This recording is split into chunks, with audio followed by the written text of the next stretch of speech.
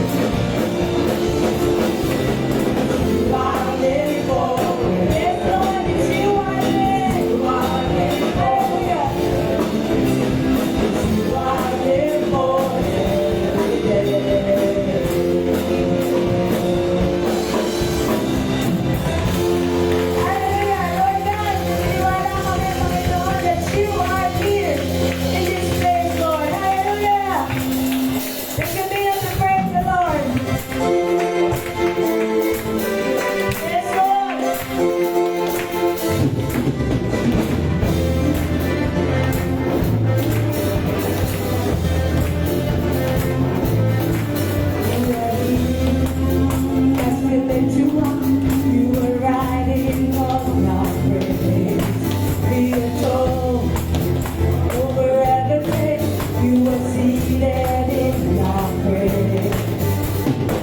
Jesus, my praise, I can feel it in the air. Lift my praise and shake the atmosphere.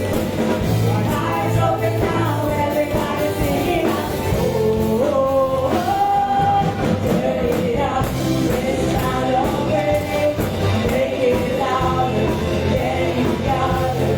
Lift it up, and shout it then. Oh,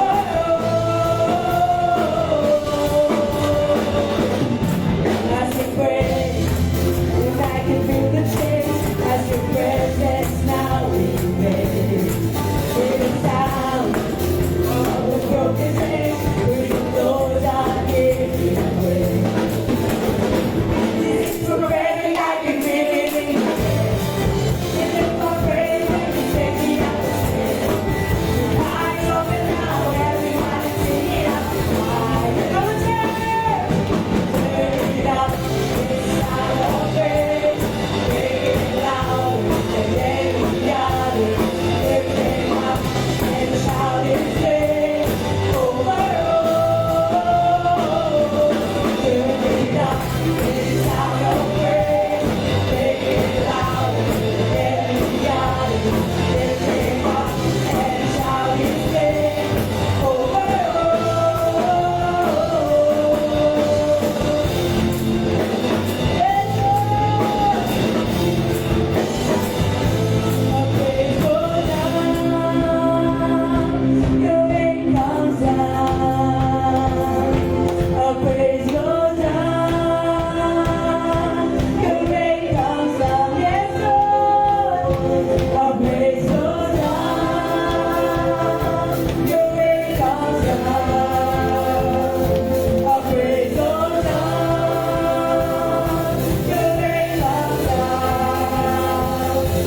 Shout of praise, celebrate, King of glory, enter in. Why riding on our praise? Oh, turn it up, it's sound of praise. Make it louder than any other. Lift it up and shout it again. Over, turn it up. Sound of praise, make it louder than any other. Lift it up and shout it then. Over, turn it up. Sound of praise, make it louder than any other. Lift it up and shout it then. Over.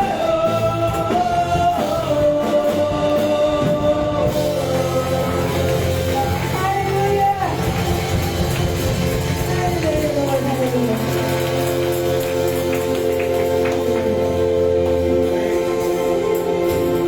Yes, Lord, napakasarap nga po, Panginoon, na magpuli sa inyo, Lord God, na bigay, Panginoon, ang narapat lamang sa inyo, Lord God. Maraming salamat po, Panginoon. We do believe, Lord, that you are with us. You are with us right now, Lord. And Lord, this morning, patuloy kang pumilos. Patuloy mong kausapin ang bawat isa na narito ngayon, Lord God.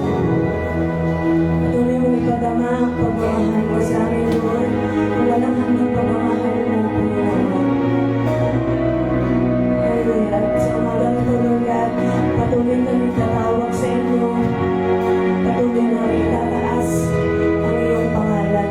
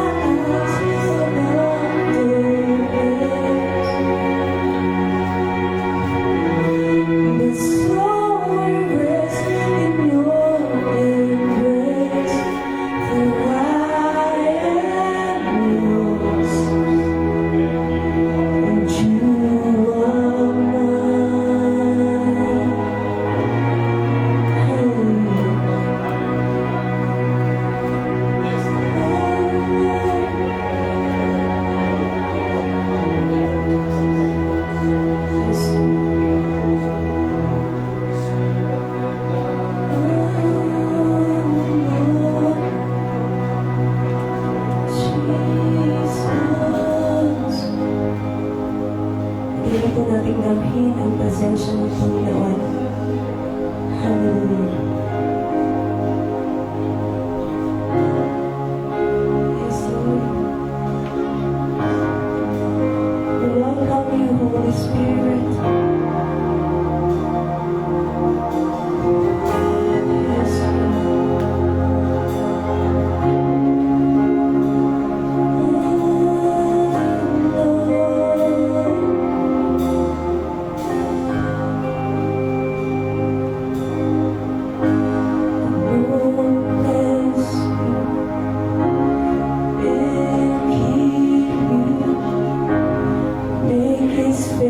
shine upon and be gracious here. The Lord turn His face toward you and peace. Once again, the Lord bless you. The Lord bless you and keep you. Make His face shine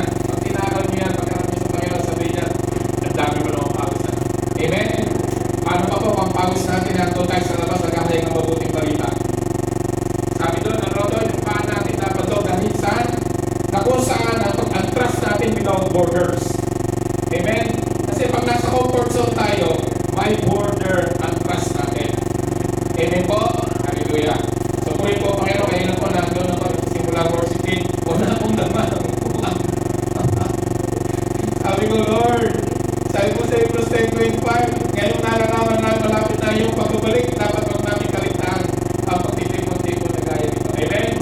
But glory to God. God that we are serving, He is alive. Amen? Buhay po ang Diyos na ating naglilingkuran. Amen? Kaya dapat po buhay ang ating pananampalataya sa Kanya. Amen po? Hallelujah. Glory. Parang po natin yung isa pa.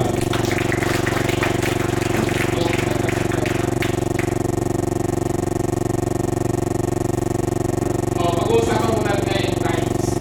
The times. Amen? So, sino ba nakakaalam ng panahon? Nakalaw lang natin yung natural times. Amen? Sabi nga, mamaya po kasi para in-order po. Amen? Hallelujah. Katulad mo ngayon, maakaw. Nagpunta kayo dito, ano sinabi nyo? Maganda ang araw. Maganda ang panahon. Amen? Anong nalang natin yan? Amen?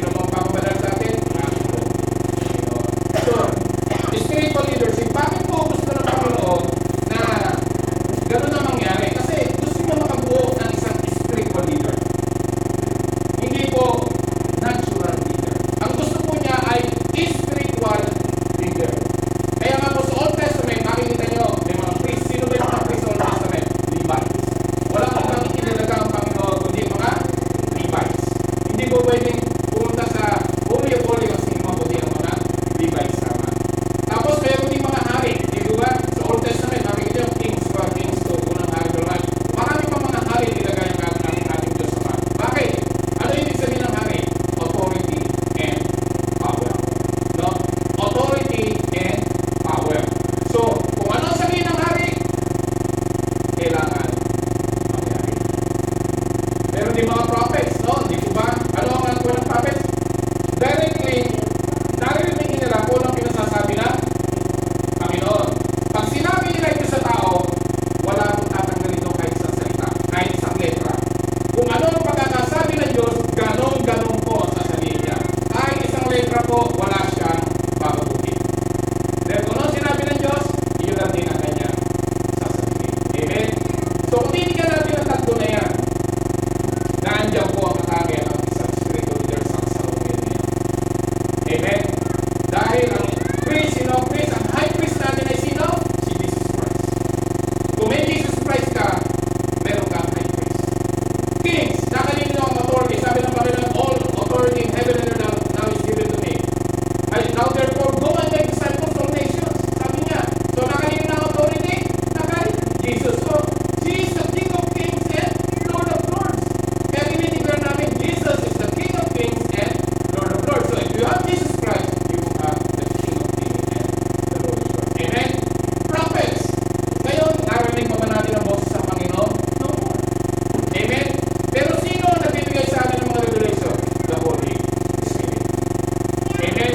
Kung noon ang Panginoon sa Old Testament, inisa-isa niya ang ginagamit niya. Ngayon, isa na lang. Nasa inyo po, nasa ating lahat ang pagiging priest, pagiging kings, at pagiging prophets to be a spiritual leader. Amen? Bakit kailangan ng spiritual leader? Para din sa Panginoon. Para umawi, para pero lahat po yung mahalaga. Hindi ko sinasabi dito. Dahil kailangan po yan sa ministry natin sa church. But what I'm telling is, may pagkakamitan, lalong higit na kailangan ang pagiging spiritual leader natin. Amen? So yung Bible, alam po natin ang Bible, is a book of prophecy and fulfillment. Amen? Bakit sinabing propesya at fulfillment? Amen? Sa New Testament, sa Old Testament, lumagkasala si Eva at Adan. Ano sinabi ng Panginoon? I will put enmity between you, the woman, and the serpent. Di ba? Sino ba yung tinutukoy ng yung magiging Savior doon? Si Jesus Christ. Si God ang una nagbigay ng prophecy. Na-fulfill ba? Sinabi ni God, na-fulfill po ito. Na dumating ang ating Panginoong Yesu Cristo. Amen? Kaya, ang Bible po is full of prophecy and fulfillment. Amen? Kaya sinabi, pag nag-prophesy si God, kailangan mangyari.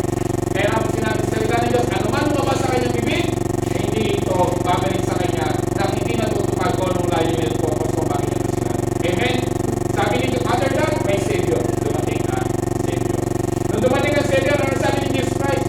I am coming. Amen?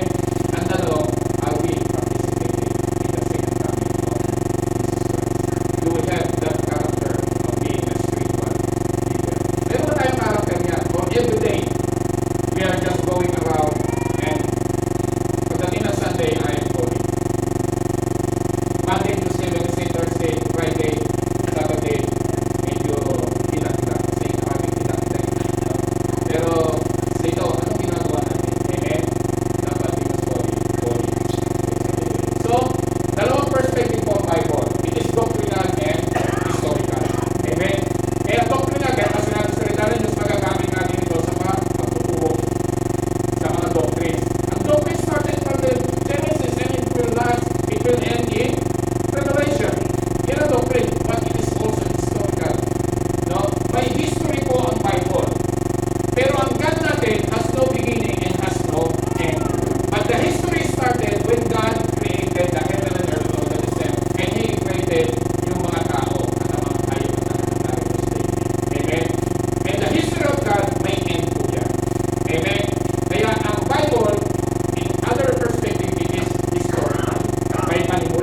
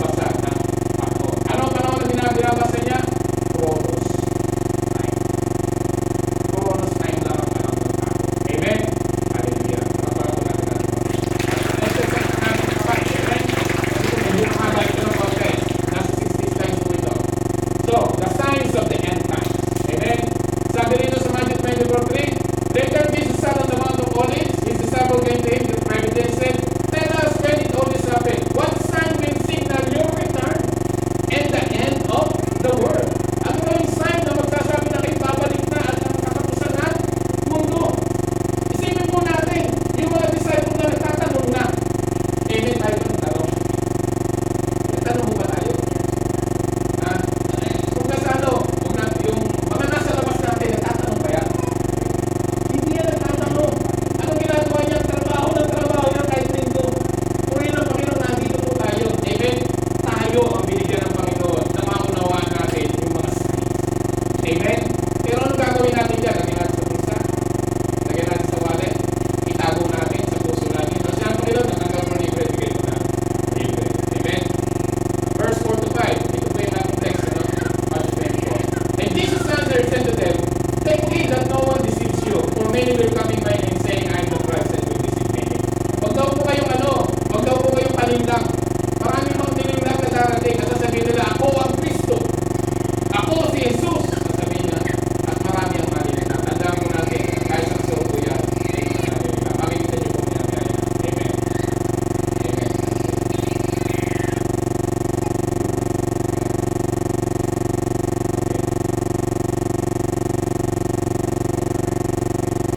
Amen.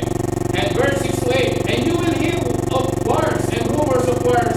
See that you are not troubled, for all these things must come to pass. Kailangan ito mangyari ito. But the end is not yet.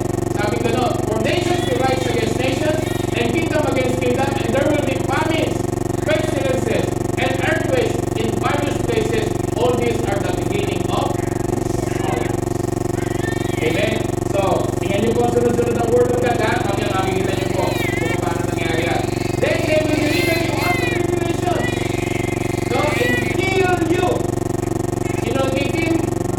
Yung mga anak na Diyos. Amen? Kaya, huwag po natin sabihin libre na tayo. Amen? Huwag po natin sabihin yan.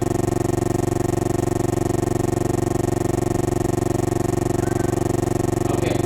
And you will be hated by all nations for my name's sake. And then many will be offended, will betray one another. Tayo na po yun, sabi gano'n. And will hate one another. Then many false prophets will rise up and deceive many. Kaya magsisiraan ng mga Kristiyano sa Kristiyano at lalabas na yung mga false prophets niya. Amen? Okay. And because lawlessness will abound, the love of many will grow cold, but he who endures to the end shall be saved. Lawlessness. Pag sinabing lawlessness po, ibig sabihin,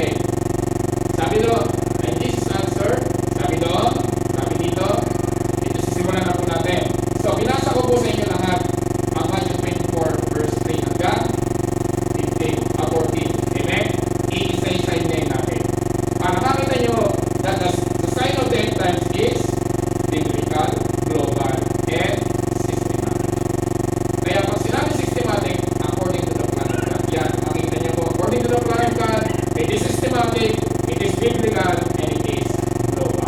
Amen?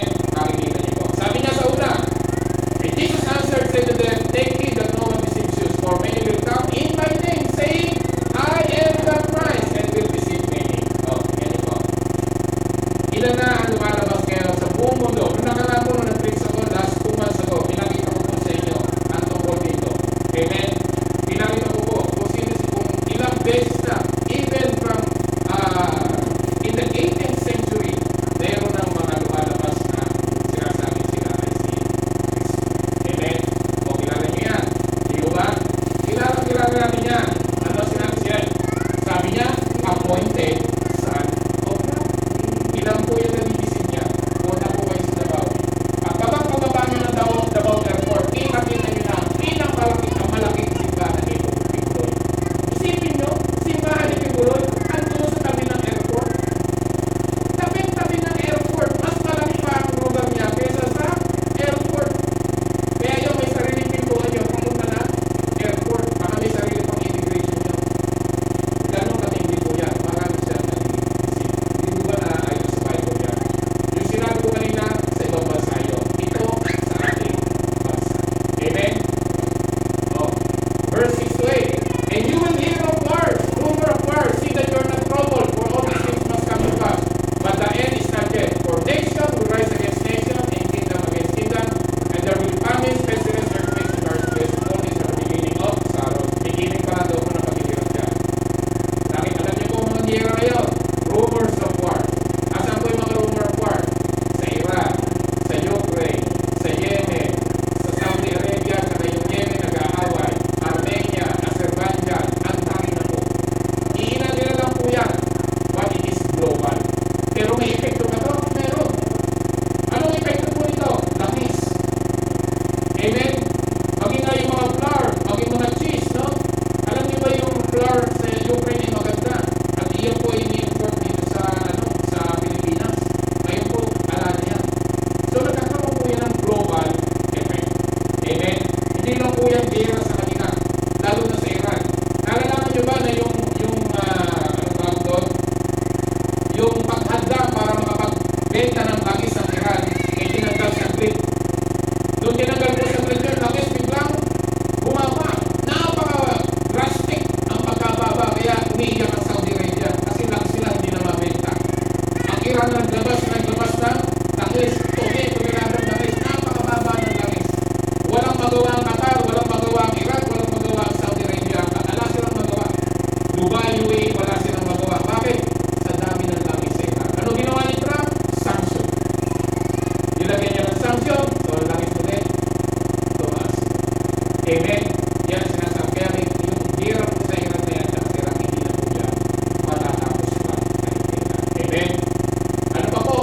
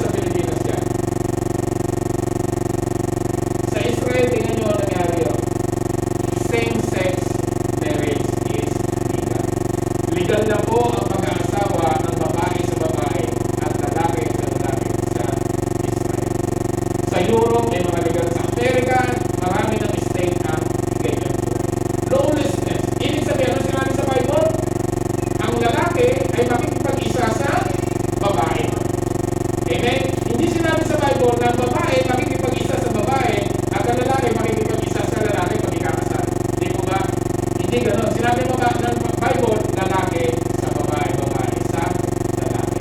Amen? So, lawlessness ngayon, ibig sabihin, kung ano ang nasa Bible, tinutwist na nila ngayon. Yung pride po sa Marikina yan, 2019 po sa Marikina yan. At meron na rin po sa Pilipinas na gay, yung LGBTQ. Meron silang isang araw sa isang taon na nagse-celebrate sila kasabay ang mga iba-ibang bansa. Hindi mo na nakakatakot. Bakit? Kasi nagaganap na. At hindi po nagtagumpayan sa Kongreso. Sinubukan po yan na ilagad sa Kongreso at maaprobahan. Hindi po yan nagtagumpahan. Saan po na lang yung ginagapang yan? Sa local. Imagine kung ano po nangyayari ngayon. But it is all wicked. Amen? Amen. Bawal ang diskriminasyon base sa sexual orientation at gender identity. Yan na po yung mga sa Pilipinas na po ito, mga kapatid. Tingnan nyo po. Municipality of Angono na po yan. Amen po? Kaya nakita nyo po ang pagkilos po ng kaaway. Sa Lord, punta kayo sa index, makikita nyo sa isang siya dyan, 3 na ang sign. 3. Sino nyo dati, 2, ngayon 3 na. Oh, all gender toilet. 3. Paano naging 3? 2 lang yung gender. Nakukulat ba yung ating mga mata pag tayo pupunta sa paligid? Ganyan ngayon na nangyayari sa ating paligid. Siya po yan, ha? Oh. Philippine Star, LGBT couples attend a mass wedding in Quezon City, June 23, 2019. Nangyayari na sa Pilipinas, mass wedding. Tingnan niyo po, ang dami na, oh. Katipari pa nga, oh. Alin niyo po, kapatid. Sa Chinese po, in Chinese sex education, ini-introduce na rin po nila. Sa mga bata, sa education nila, sa school, ini-introduce na rin po yan, yung same-sex. Nakakilado po. Bakit po? Alam magawa ang presidente ng China, marami po doon LGBTQ sa China. Kaya wala siya magawa. Magiging powerful po yan. Ano pa mangyayari dyan? Susunod is control. Kukontrolin po nila ang mundo. Amen? Pagpapapa po natin ang pagkakas. Barbie! Isipin nyo, para kanina yung mga Barbie.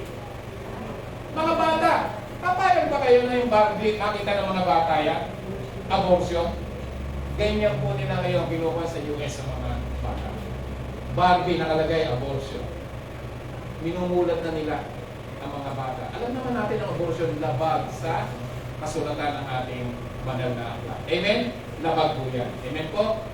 So, humanistic way. Sabi rito, Genesis 11:3, and they said unto one another, go, let us make brick and burn them thoroughly. And they had brick for stone and slime and had they for mortar. And they said, come, let's build a great city for ourselves with a tower that reaches into the sky. This will make us famous and keep us from being scattered all over the world. Saan po yan? Tower of Babel. Amen? Ayan po yan. Sinubukan po nila ito ngayon. Gusto nilang patunayan na kaya nilang abutin ng Diyos. Kaya nilang pantayan ang Diyos. Subalit narinig ng Panginoon yan. Ano ginawa ng Panginoon? Pinagbago naman sila ng lingwahe. Sabi nila para daw din sila ma-scattered. Pero nangyari, nung nagbago-bago ang lingwahe na, din sila magkaintindihan. Na-scattered na yung tao. Amen? Nagkagwalay-walay na po sila. Kasi di na po sila magkaintindihan. Ayun. Ano nangyari? Yung Tower of Babel, no, dapat tapos na eh. No? Pero nung ginawa ng tao ngayon, iyan po ang United Nation Building. Pag tinignan nyo, United Nation Building at ang Tower of Babel, ginaya po nila ang United Nations sa Tower of Babel. Ano po ang ibig sabihin yan? Gusto nila rin sa patunayan sa Diyos na kaya nilang abutin ang kalangitan. Sa pamamagitan po ng pagpo. Amen? So, tingnan niyo po, no? Sino nag-iisip niyan? Nakuha mo natin sa isipan natin, sino nagkaroon ng kaisipan na gawin na ganyan? Amen? Revelation 13:6-7, He caused all, both small and great, rich and poor, free and slave, to receive a mark on their right hand or in their foreheads, that no one may buy or sell except one who has the mark or the name of the beast or the number of his name. Here is wisdom. Let him who has As understanding, calculate the number, the base for it is the number of command. This number is 6, 6, 6. Uso na po ngayon ang naglalagay ng chips. Papunta na po doon ang mundo. Pag wala po kayong chips, eh, hindi kayo makakabili sa mga school. Darating po yan sa bansang Pilipinas. Parating po dito yan. Amen? Kaya kung hindi natin alam ang times na yan, anong gagawin natin? Naandun tayo sa pansitan, kumakain lang tayo ng pansit at hinihintay na lang natin siya dumating. At wala po tayong ginagawa. Homo Deus. Ang homo ibig sabihin po man. Ang Dios ibig sabihin God. Ibig sabihin man plus God. Man is creating their own God. At nangyari na po yan sa Old Testament. Habang si Moses na nandun sa bundok, nagawa sila ng baka. Gumagawa sila ng sarili nila Diyos. Paano po mangyayari yan? Sa Google, World Wide Web. Diba? Ang Google po, paano tayo kinokontrol? Ganyan po lahat. Online school. Nagkaroon ng pandemic. Noong ba sila nag-i-introduce ng online school? Walang tatanggap niyan nung walang pandemic. Walang sino man ang tatanggap ng online school nung wala pa ang pandemic. Pero nagkaroon ng pandemic, online school, famous na po yan. Kaya yung mga bata, nakaganon na lang sa online school. Hindi na umaalis sa computer yan. Yung mata niya nasa computer. Minsan nga, nagkaklase, iba na nilalaro sa computer. Hindi naman alam ng teacher, no? Kasi yung camera is, lalo na computer, kung high-tech, no? Minimize lang yung isa. Papasok ang isa, naglalaro na yun. Pero yung headphone niya, nandun sa teacher niya. Yes, ma'am. Ganun na. Online school. Ano pa ho? Work from home. No? Work from home na ngayon. So, dyan lang nilalagay ng control ang tao. Kaya ngayon, usong-uso na po ang work from home. Pero hindi po natin sinasabi na masama ang work from home. Ang sinasabi ko po rito yung control. Kung paano kinokontrol na ng sinasabing God ng tao ang mga tao sa buong mundo. Work from home. Trending na po yan. Ano po mangyayari? Ang tao ngayon, gusto niya mapuntahan na ang lugar na yan, mga cyberspace na yan. Gusto nila mapasok na nila yan. Gusto nila nandun na sila sa loob. Tingnan niyo po ano mangyayari. Nananalangin, kumakain, kanya-kanya ng cellphone. No? Kanya-kanya na. Kumakain na lang, ayun, tingnan, kumakain na lang si tatay, si lola, yung mga anak, magaganda ng cellphone. Nasaan na yung bonding ng family? Hindi ba sinisira nito ang bonding ng family? Kaya po rin ang Panginoon, sabi ng worship leader natin ganyan, yung kanyang anak sabi niya, let's pag-pray po natin yan. Hallelujah. Dapat ganun po. Hindi po yung makikita natin ang anak, dalawa natin anak, sisingkilan pang ganyan dahil sa cellphone. Kumakain, nagsa-cellphone. Pagalitan mo ngayon, susunod kinabukasan, gano'n naman. Bakit? Kasi they are being occupied na ng cyber world. Amen? Pero glory to God, dapat maging aral po sa atin yung binitawang katotohanan ng ating kapatid dito, ng ating worship leader. Na dapat yung mga anak natin, ang response natin niya, nanay, tatay, let us pray. Di po ba? Dapat ganun po ang mangyari sa ating mga anak. Amen? Nakita niyo po, pag-check up, no? Dahil meron na kayong mga checks, meron na kayong mga database, so hindi na kailangan pumunta doon sa clinic. Iganyan mo na lang ang camera mo sa laptop mo. Sabihin ng doktor, alam mo na ang karamdaman mo. Wala na, lahat po ay papunta na doon. Amen? Sa China po ito, no? Alam niyo po yung camera na yan? Isang tambak na camera po yan. Kahit po kaliliit ang mukha mo, nakasalamig ka ng ganyan, kayang-kaya niyang i-identify kung sino ka. Kaya hindi ka makakausok, madali kang makahuli ng pulis. Bakit? Kasi mga tao ngayon, pag nalagyan na ng chips yan, alam na nila. Pag natapatan ng camera, i-identify ka nila kung sino ka. Di ko nakakapanood tayo sa mga sinehan na ganyan, yung mga action movie, kung paano hinahanap ang mga kriminal. Actually, papunta po doon yung mundo. Amen? TikTok, no? Akala natin, no? Kasubali po sa mga bata, no? TikTok. Iyan din po ay nakakapon po sa mga kaisipan ng mga tao. Kaya yung isang nga po, na-approach ko yung isang kapatid, doon nag-TikTok ka. Andito ko kasi church, nag-TikTok ka na. Sa church ka, nag-TikTok na. Ay, ibig sabihin, walang kwenta sa kanya ang kanyang mga narinig na salita ng Diyos. Sa atin naman may kwenta. May kwenta ko ba sa atin ang mga Word of God? Amen. Amen po. Ano po, yung cyber world, no? Lalagay ka ng sa ulo mo. Pagka naisuot mo na yan, naka-enter ka na sa cyber world. Kung ano na, gera, kung ano na yung mapupuntahan mo yan, kung gusto mo na mamimili ka, kung gusto mo ng gera, parang ikaw na si Rambo, no? Na ipagdigmaan. No? Ikaw na si Charles Angel, ikaw na si Captain America, no? Ganyan ang mga nangyayari na po ngayon. Ngayon, iyan ang lahat ay Satan's movement po yan. Kaya yung nasa sa Matthew 24, yan po at mangyayari lahat yan. Ang kahirapan po yung ganap na mangyayari. Pero kailan ma-stop yan? Kailan ma-stop ang paggawa sa talas ng ganyan? Gospel movement. Kailangan ng mabuting balita ay maipahayag po natin sa lahat ng bansa bilang matotoo sa lahat ng nasyon. Kaya, restoration of our nation through the Holy Spirit for the name of God, hindi Tower of Babel ang kailangan i-restore natin. Ang i-restore natin yung restoration, yung revival po natin lahat through the power of the Holy Spirit. No? Kailangan ma-restore tayong lahat, kaya lagi po namin i-encourage kayo. No? Abide in Christ. No? Kailangan sumunod po tayo kung anong pinagagawa sa atin ng ating Panginoon. Unity po, revival. All nations po yan, tingnan nyo, may Arabo, may Hindu, lahat po ng nation niya, lahat ng group. Sabi mo sa John 3:16, for God so loved the world. World does. Isang katauhan, no? That He gave His only begotten Son, that whoever believes in Him shall not perish, but have everlasting life. Yan ang dapat na nasa atin. 1 Peter 4:7-9, the end of all things is near. Noong pa sinasabi na nila, the end of all things is near. Ang katapusan tayo malapit na. Tayo ngayon na nakakaranas ito ngayon. Malinaw na sa ating mga mata na nakikita natin that the end is indeed near. Nasa tail of the last na po tayo. Sila nasa last, hindi sa tail. Tayo nasa tail of the last na po tayo. Amen? Therefore, be alert and be sober. Sabi niya, sober mind so that you may pray. Kaya nga sa prayer meeting, be sober so that you may pray. Kaya ini-encourage namin kayo. Ako po, hindi ako nakapunta rito dahil nga po nandun ako sa Zambales.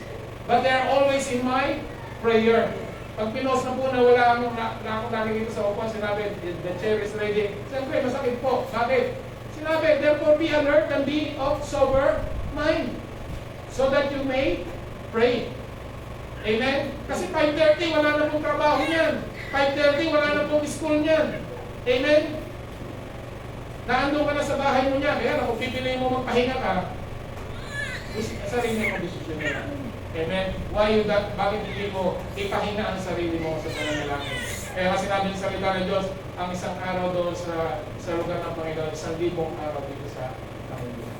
Sana pipiliin natin? Above all, love each other deeply because love covers over the multitudes of sins. Mahala po tayo. Matthew 24:13-14. But the man who endures to the end will be saved. Yun ang sinabi po kanina. And this gospel of the kingdom will be proclaimed throughout the world as a testimony to all nations, then the end will come. Sino po ngayon ang mag-preach ng gospel? Kaya nga po ini-encourage namin kayo ng mga pastor na dito po lamang, sige, i-exercise nyo na.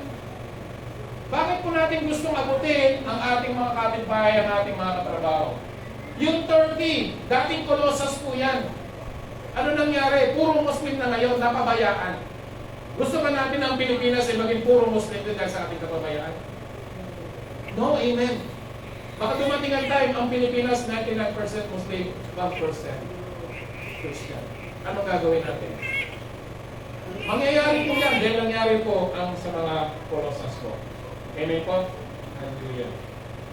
Kaya ano po ang ating gagawin mga kapatid? Amen. Sabi ang gospel kailangan may preach. Simulan po natin mga kapatid. Alam na natin at times natin na nandun na tayo sa tail of the last. Huwag po tayo magpatumpik-tumpik. Huwag po natin sabihin na wala tayong kakayahan. Hindi po totoo yan. Yan po sinasabi sa Satanas. Mahihiyain ka. Wala kang kakayahan. Yung kapitbahay mo, galit sa iyo.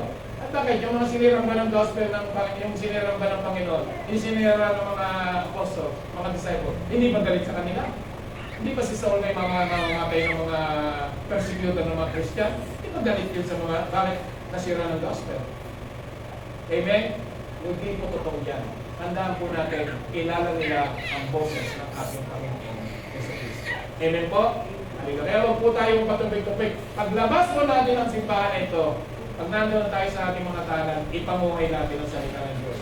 Kailangan ang ilaw ay malagay sa tamang kalagyan. Huwag po natin ilagay sa ilalim ng lamesa. Amen? Kailangan po tayo magsimula na rito.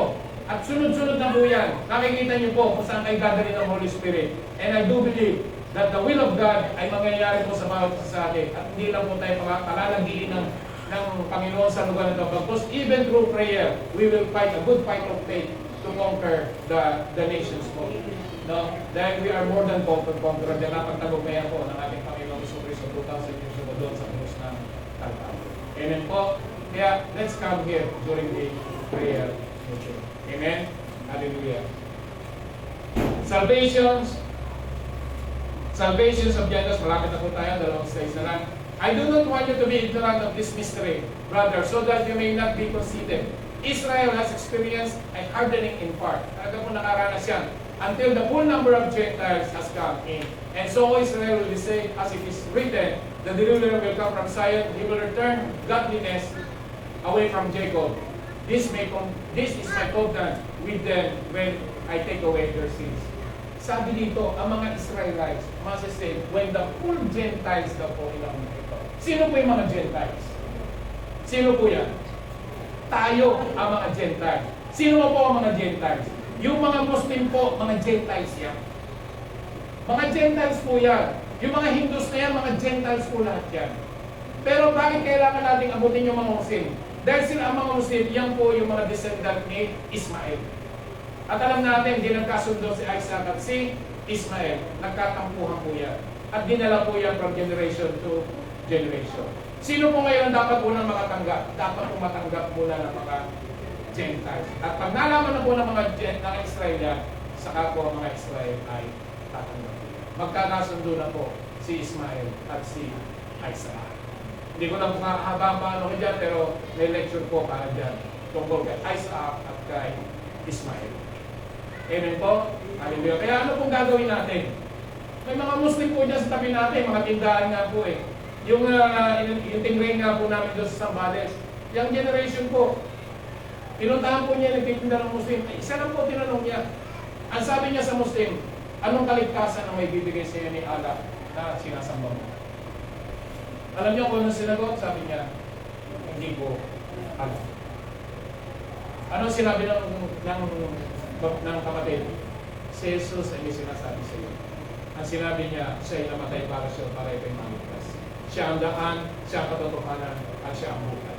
Na wala makaparoroon sa Ama kung isa pang malitan. Tumanggap ang dalawang tindera na yun sa Panginoong Isus. Omnas. Hallelujah. Di po ba? Minsan dinadaanan na lang natin sila. Hindi natin alam, they are perishing. Parang sa sarili natin ay okay lang. You are perishing. Parang ganun po. No? Unknowingly, hindi natin namamalayan na minsan nagiging ganun na ang ating ugali. Samantala, pwede naman natin sinasabihan, alam mo bang mahal kami? Jesus. Amen? Sabi, for God so loved the world. Mahal po ng Diyos ang mga tao na yan. Tayo din po sa atin. Amen? 1 John 2:3-6, we know that we have come to know Him if we obey His command. The man who say, I know Him, but does not do what He commanded is a liar. Sorry po, no? Pero sinabi po ito ng salita ng Diyos. And the truth is not in Him. Wala sa Kanya ang katotohanan. But if anyone obeys His word, God's love is truly made complete in Him. This is how we know we are in Him. Whoever claims to live in Him must walk as Jesus did. Ano ba yung dinaanan ni Jesus? Madali ba? Hindi po madali. Kaya kung nasa atin si Jesus, kailangan